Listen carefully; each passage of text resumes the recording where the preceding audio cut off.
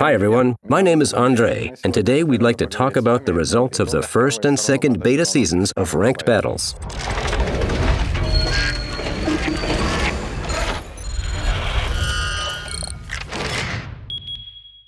For starters, we'd like to say that it's not right to evaluate the betas separately, because they're a part of one big experiment that we've carried out. We've tested different hypotheses in different seasons. What was good and what was bad?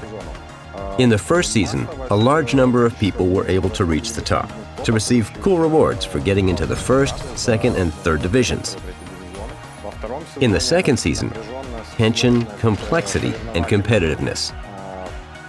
In my opinion, it's exactly what we wanted to achieve. Now about the bad things. The first season was way too easy. You could achieve rank 5 just by having a little patience. In the second seasons, it was too hard, too ruthless in terms of winning conditions. Players' opinions were divided on one issue and agreed on another. All players say that it became significantly harder compared to the first beta season. What players do not agree on is the system for obtaining chevrons. Some say that it became better and like the idea that we don't give chevrons to the losing team. Others, however, think that losing players should also receive chevrons because it would encourage them to improve their skills. On the other hand, as a player, I was really upset, probably like many other people out there. In this season, I couldn't get higher than rank 3 no matter how hard I tried. That's why I have mixed feelings.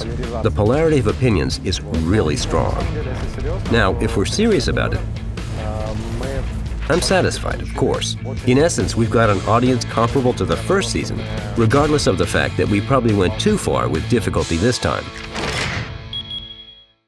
We've paid attention to the number of ranks and the number of chevrons between them. We've thought about ways to optimize the chevron system so that it wouldn't encourage players to stand at the red line and, at the same time, give an incentive to players who demonstrate good skills in the losing team. First, we may experiment with the number of ranks. It's possible that we'll increase it in order to make the increase in difficulty for players more gradual. Second, we may introduce some kind of irrevocables.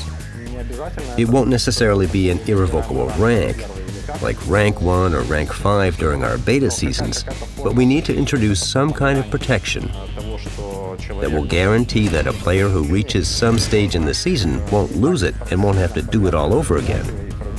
We need to give our players this confidence.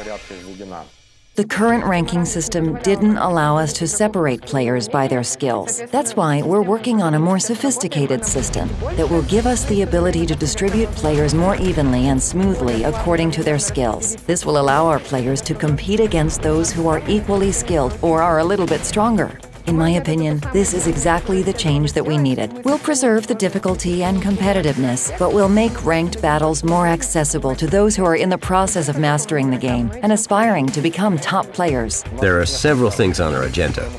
First of all, it's the ratio between the season duration and its intensity. In the first season, we played 4 stages, each 1 week long. In the second season, we tried to decrease the duration, 3 stages, each 1 week long. No, I think we'll probably switch to 2 two-week stages.